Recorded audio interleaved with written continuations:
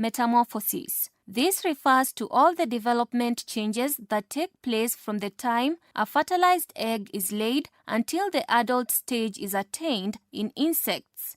There are two types of metamorphosis.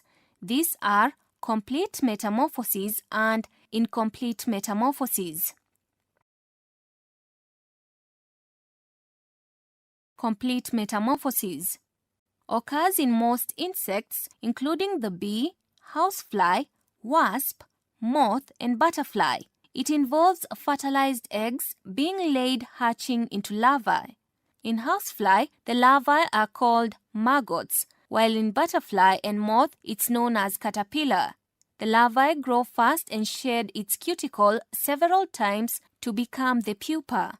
Pupa is a non-feeding stage which later develops into an adult which resembles the original mother insect.